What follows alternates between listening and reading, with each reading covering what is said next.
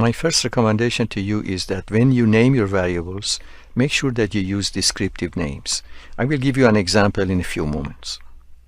And my second recommendation is when you select some identifier names which have more than one word, then use underscore to separate those words. For example, if you want to call something rectangle area, then separate the rectangle and area with an underscore.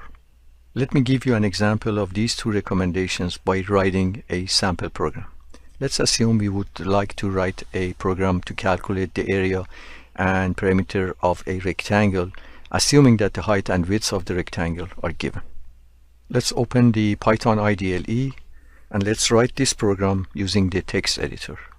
Click on the file, go to new file. The text editor opens and I'm going to write the program in the text editor and then execute it. Let's imagine the height of a rectangle is 20 and the width of it is 30. So obviously the area of it would be height times width, which is, and the perimeter of it would be, now I can print the area of the rectangle and the perimeter of the rectangle. Next, I'm going to save my program. Let's call it my rectangle, and again remember that the extension has to be .py, and I'm going to save it. And as you know, to run it, I either go on the run and run module, or I can hit F5.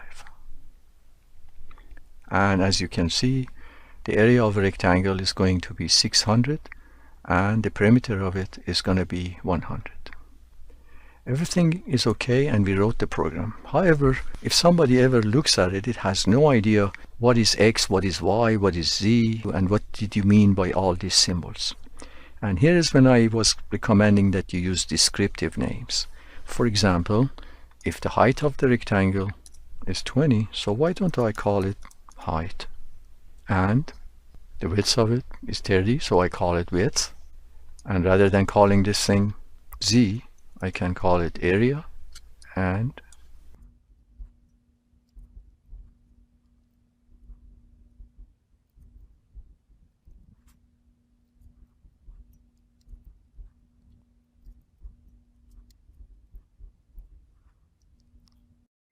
now if I run this program again, I basically get the same answers and nothing has changed. However, when you read this program, it's much more descriptive and it's obvious what you intended to do.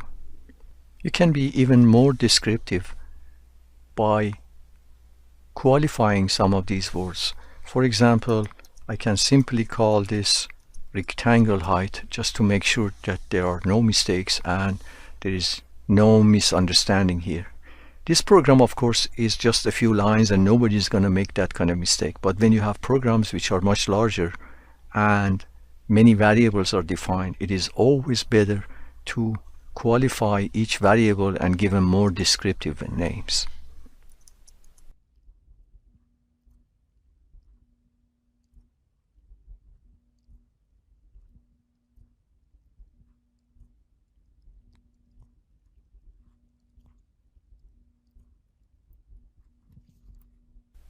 I know that at this time you might think this is an overkill and there is no need to have such a descriptive names for such a small program. But remember that this is just an example, and when you write large programs, the more descriptive you are about your variable names, the better it would be for future debugging and corrections. Again, if I run this program, the answer would be the same and nothing has changed. It is just the fact that when somebody looks at my program, it is more obvious what was the intended purpose of each line. To comment a line or a portion of a line, use the hash symbol, and all characters after the hash symbol are ignored by Python. For example, this line is completely ignored by Python because it starts with a hash symbol. Also, this portion of the line is ignored by Python. Let me comment our sample program. All I have to do is start the line with the hash symbol,